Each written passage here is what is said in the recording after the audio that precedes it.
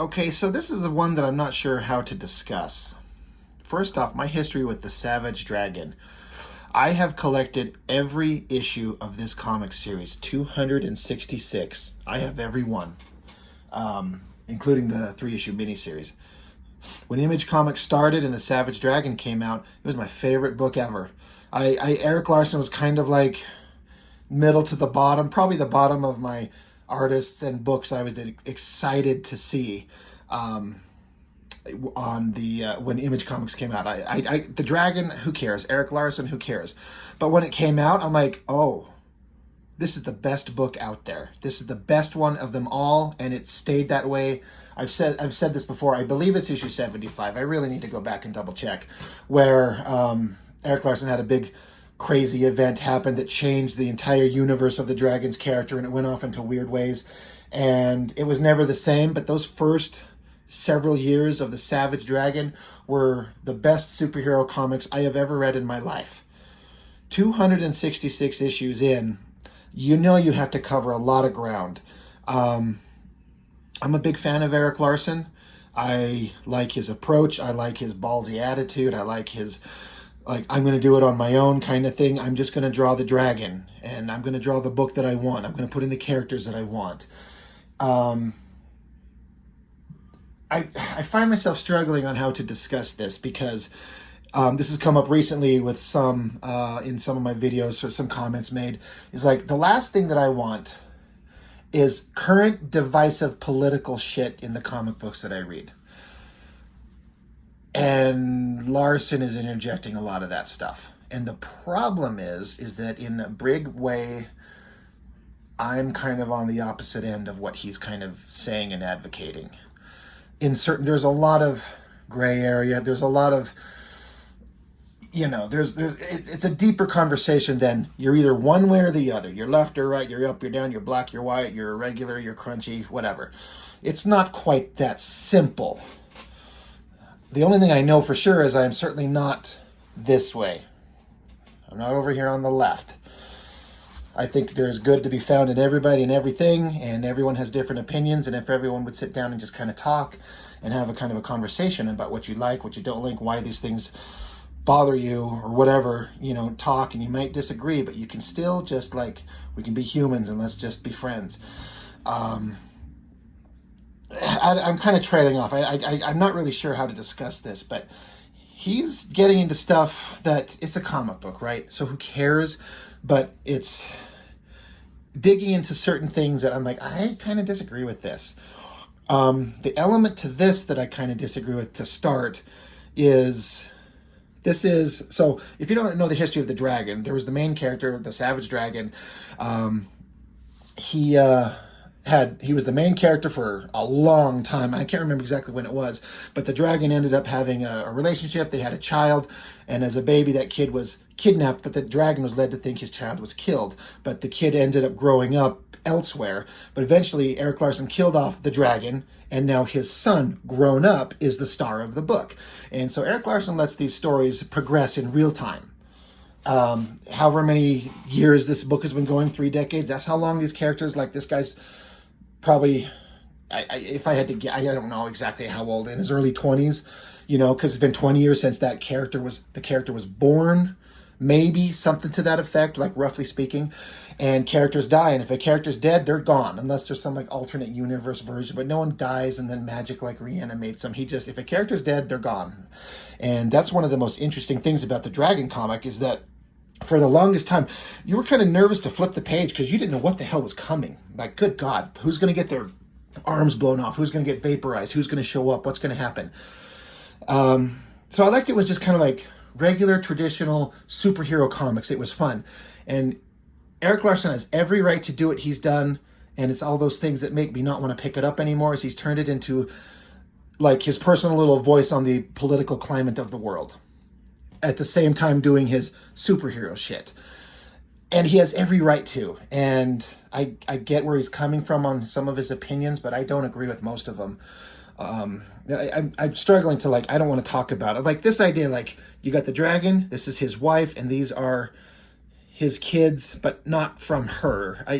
It's really convoluted, and I honestly can't remember how these kids came along or where they came from. One of my problems with collecting this book, and I'm sorry, we're 5 minutes into this and I haven't even opened the goddamn book. I could tell you almost everything that happened in those first 75 issues of Dragon, all these major points, these stories that stuck with me. Every time I read an issue of Savage Dragon, I just kind of like do a kind of flip through and I kind of read and kind of get the gist of it and I put it aside and I can't tell you what happened in it anymore. It's not interesting. Occasionally he'll pull out his classic Erik Larsen stops, or whatever that may mean, like the shit that he's good at, and have a scene that's like shocking or crazy, or do some big wild double page spread that looks amazing where a character's literally lifting up a building and smashing it on somebody. But I don't know what's going on anymore. And it's like the book is kind of like wandering around through the story. And I'm sure to him, he knows what he's doing. He knows where he's going. He's got a goal. But it doesn't feel like there's like a solid narrative that I can be bothered to follow.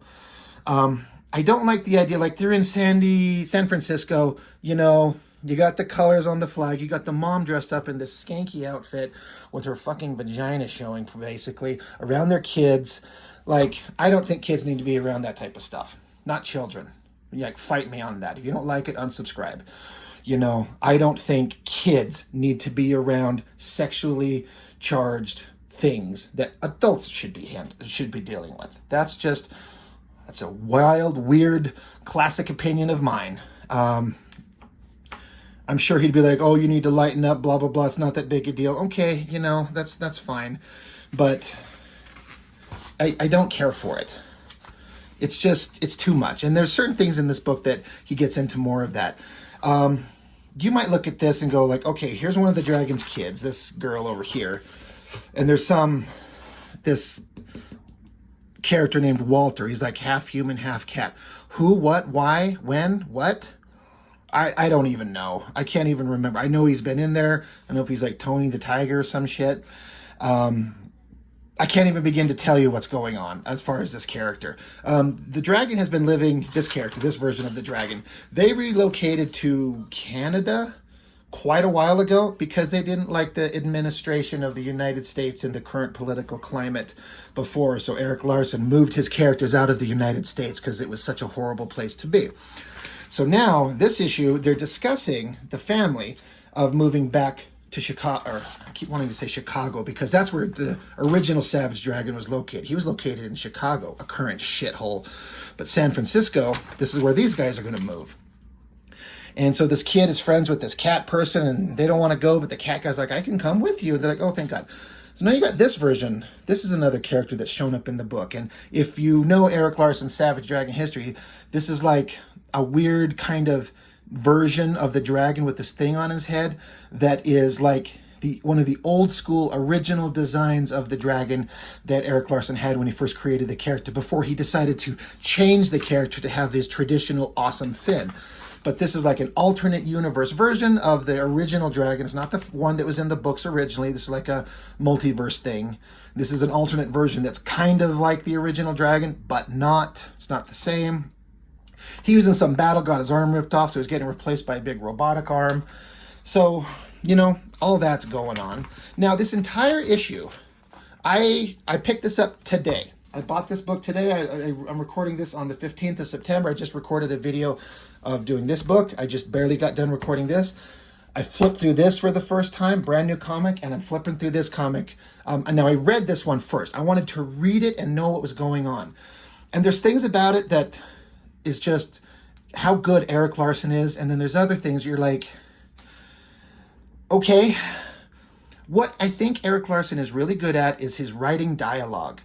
The conversations between people, it's got a voice that sounds like Erik Larsen writing, but is that not true of everybody? When you're reading a McFarlane comic, aren't you just like puking yourself with how bad it is? Or when you're reading a old school Chris Claremont X-Men comic, like, man, there's a lot of words and a lot of big dialogue stretches of things people are saying and words I've never even read before. But writers have a kind of a voice in a way, and he does, but I like it. I can tell that I know that he writes really good dialogue, and his storytelling is always very clear. He's kind of got certain panels and ways of portraying his books, or his characters in his panels that you kind of repeat the same things, but 266 issues in, so how many pages per book? How many thousands upon thousands of pages has he drawn? You can't help but start repeating, but sometimes what works, works.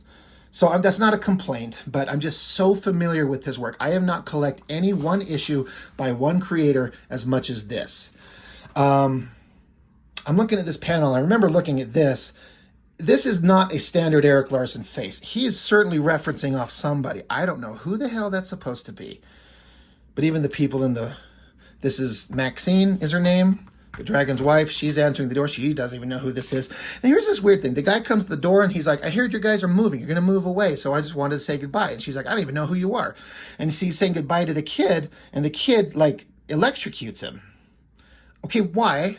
But then you change the page and it's on to another story point.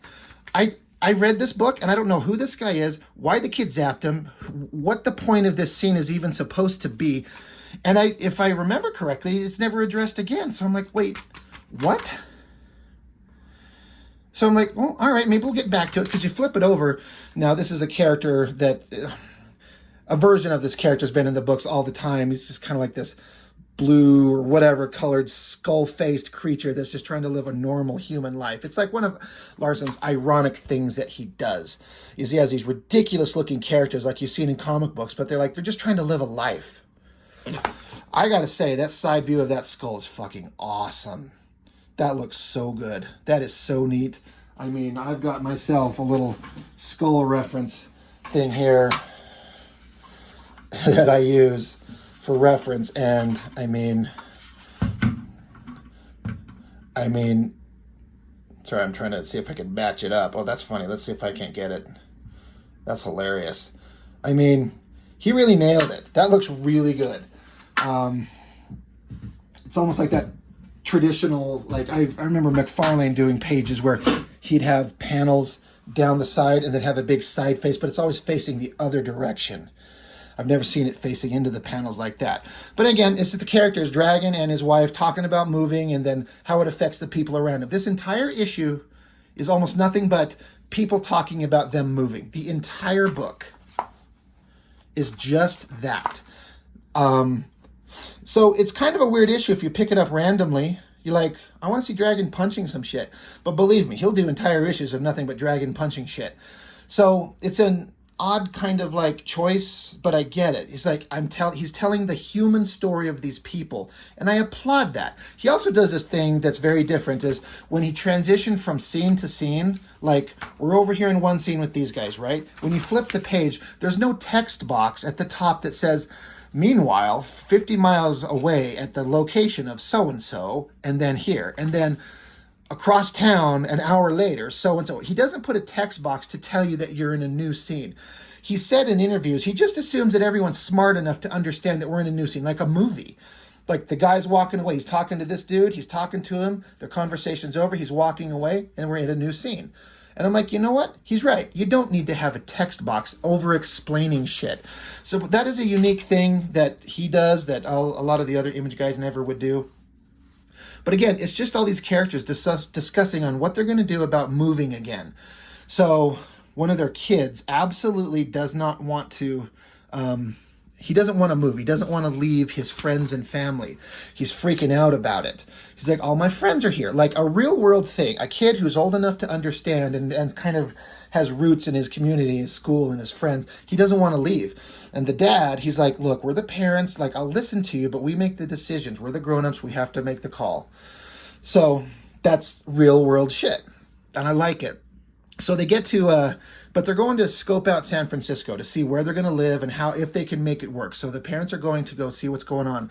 And they run into the super team, SOS, I think it's the Society of Superheroes, director Jeremiah Youngblood. And that doesn't look like a weird cable version thing. I think the ironic element is not lost on us, and that's fine. I actually like it. And Erik Larsen is doing some stuff. He says in the letters pages in the back, like, he wanted to set the characters in a setting that he's very familiar with. As I understand it, Larsen lives in San Francisco, so he can draw realistic settings that are accurate to where they're actually at, as opposed to just faking it. And there's a lot of panels in this where, to me, not this one, but this one, it looks like, I don't know if I actually also started to think there's some background shots where Larson's like incorporating digital work backgrounds. Maybe he's doing some digital work, drawing on top of it, maybe. Or maybe he's tracing a photo, and I'm not saying that as a negative. But like this shot here, that, it looks, I mean, there's too much like a photo. And the background's like certainly colored in with clouds and stuff like that, which, I mean, of course they always are. But I feel like he probably took a photo and traced it, and that's fine. But this panel, this extreme perspective on that building, like, I know he can do it, but like the lines are so hyper thin on the ground that they're standing on and on the side over here. It's totally like, I don't know, like a digital building vector construction thing, which I'm kind of surprised that he would be doing, but I don't blame him if it helps him get his book done. And then every one of these panels of the city is like clearly referenced from a photo, and good. Why not? He wants it to look like the actual place that they're at, not just faked. So that's cool. It's just, it stands out very different because Erik Larson was never somebody who's known for his realism. You know, his cityscapes were always just like rectangle shapes in the background with like a grid pattern on them for the windows, but they were always in exactly perfect perspective. So that works, but this is a very different approach. So he's clearly referencing or tracing or whatever, and it's fine. It looks very different. So they're scoping out the city, they're deciding it's fine, and this gets into more of what I was talking about at the beginning. They're talking about some of the political stuff. You know, there's a huge wealth disparity. People are either desperately poor or incredibly rich. Rent control, you know, people can't get a place to live in. The pandemic shut down everything. It was hard on everybody. You know, let's see. People are going through tough times. Crime is up. Gangs are getting more brazen. Desperate people do desperate things. Smash and grabs are on the rise. It's like he's excusing criminal behavior because everyone's so desperate. I don't agree with it. I'm just trying to avoid getting to the political conversation, but I know where he's coming from because he's very vocal on his social media about where he stands, and I disagree with him fundamentally on a lot of levels. And when it's like interjected, this real world shit, I appreciate it, and there's an audience for it, but it just stands out as like, I hate the divisiveness of the country right now, and people are losing unity, and this is just, it's dividing me from liking Erik Larson's work. And I'm sure he's not going to lose any sleep. And then he brings me back when he's on the plane, and his wife is like, hey, this is okay, but, you know, there's nowhere for us to live where we're going to have any privacy. And she's like, we need our own privacy for these moments. He's like, wait, what are you doing? And then she starts blowing him. I'm not making that up. She starts sucking him off right here in the plane. So Erik Larson likes to portray a very healthy, very over-the-top active sex life between these two early 20-something kids, basically. Not kids, but young adults, and they're just freaks going at it all the time. And I'm not making this up. There's another thing that he does that's funny, is these two, he's been doing it forever with these two characters, is that they have funny, like nicknames that they call each other, but it's different every time. Like, he says, have a little faith, pork chop. And there's not another one here, but there's some more in the book. That's one thing that I think is really funny, is these ridiculous little nicknames that they call each other. But again, they never repeat it. It's something different every time. I'll try and point them out as we go. I don't think I've missed any. Let's see. Not that it matters, but it's just kind of funny. Oh, he calls her Dust Bunny. He's like, don't go there, Dust Bunny. There's a car waiting for us.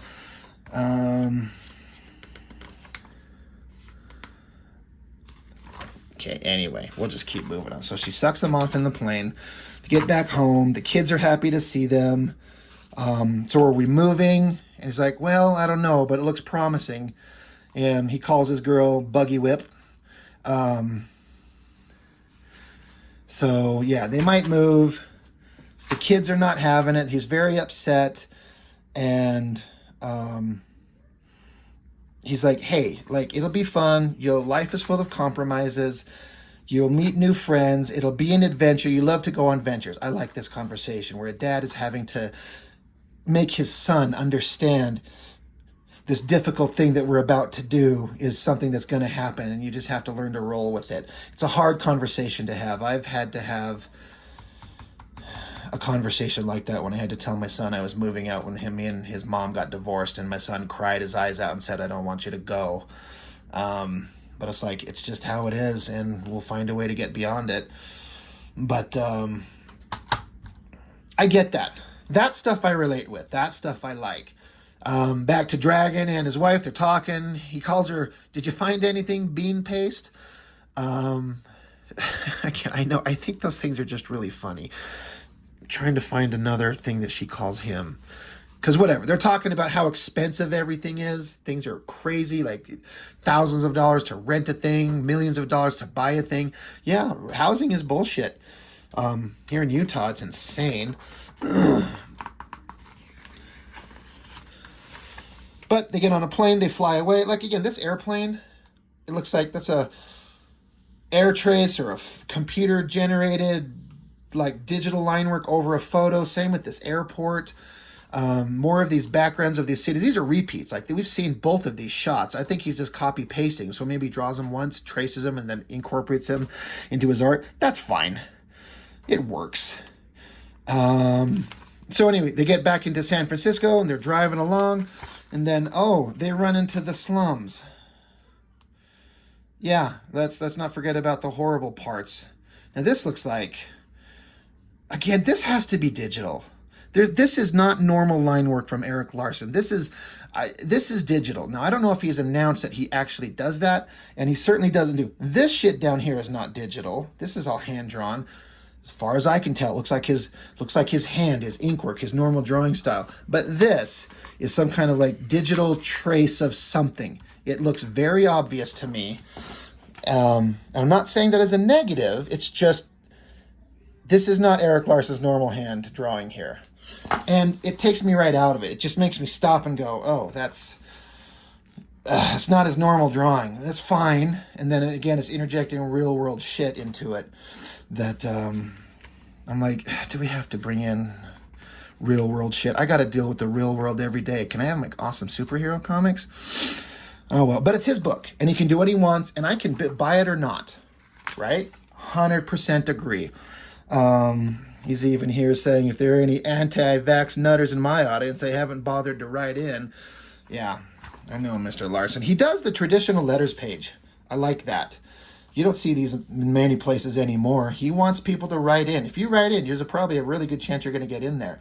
And he'll address any questions you have. And he's always done that.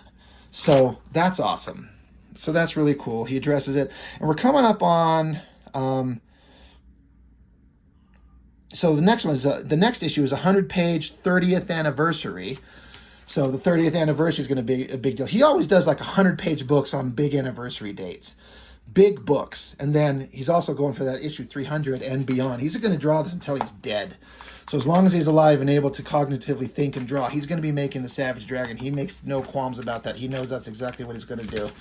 So this is just a little backup story. It's probably a little more interesting than the stuff we just read in a way. And then he has these little funny backups, like he likes comic strips. These are fun. That's an interesting thing. And then I don't know what the hell this is. I know what it is. It's like the majority of the characters in the Savage Dragon series through the years. It's cool. I don't know who does it or why. I'm sure there's a credits page in that I just missed. But like, yeah. Jimbo the Mighty Lobster, the creator-owned one-off that had a horribly foul mouth. Mr. Glum. I wonder if that's supposed to be Badrock? Probably not. There's a dragon, Overlord, the Dung. I'm trying to think of a Cyberface, Mako, Open Face, the Fiend, Powerhouse, Arachnid. No, that's Open Face. This is, I can't remember. He's like a Dr. Octopus guy. Fonty the Wizard, I think. No, that's him there. This is some zombie guy. I can't remember. I'm sure no one gives a shit for me to sit here and try to remember the names of all these characters.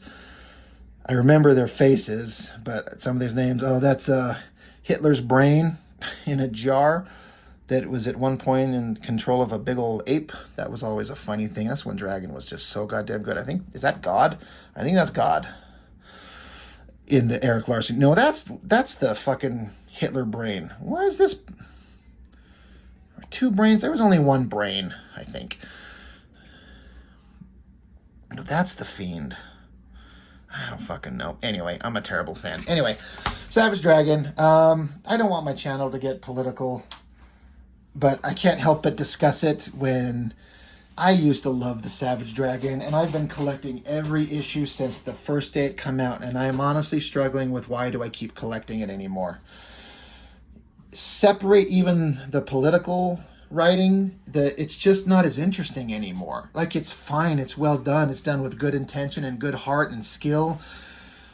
And I don't know what I would do if I was 266 issues into a book. You're gonna start weeding away all the people who are not really hyper fans, and you're going to be left with just your core group, which he has a following. And I kind of can't bring myself to give it up. I keep hoping it'll become amazing again. And there's always something interesting in them. I've never had one book of these where it didn't have something interesting or funny or shocking. But for $4, $3.99, you kind of want to, one, have a book that just makes you go, God, I love this thing. And two, you don't want to be reading about real world shit that everyone's at each other's throats for in the real world. But it's his book, and he can put whatever he wants into it, and I don't have to read it, do I? But I like Erik Larson, I really do. I think he's a good guy with a good heart, a good brain, good skill set that's contributed to the industry in big ways, and I want his book to be successful. It doesn't sell in great numbers. I wish there was like a big movie about this character that was done right, but I don't know. It's hard to know how to feel about it. But Savage Dragon, I highly recommend. I want to go through all those big, awesome issues in the first couple of years. I still have to find them and dig them out wherever they are and kind of hit the big ones. It's so worth it. Pick up Dragon. Go read the Savage Dragon. Start from the beginning and go from there and read it as long as you love it. If you get to a point where it's not your cup of tea anymore, that's fine. That's a lot of things, right? But it's a good book. It's just very, very different from what it used to be, and it should be. It just drifts into the world that I kind of don't want to read anymore. So I have a decision to make. But for now, I'll just keep it on my pull list because it's literally the only book that I have on a consistent basis. It's the only one, so I can afford to buy one fucking comic consistently. And we'll just go from there. So anyway, that's all I got. Thank you, everybody, for watching, as always, and I'll see you on the next one.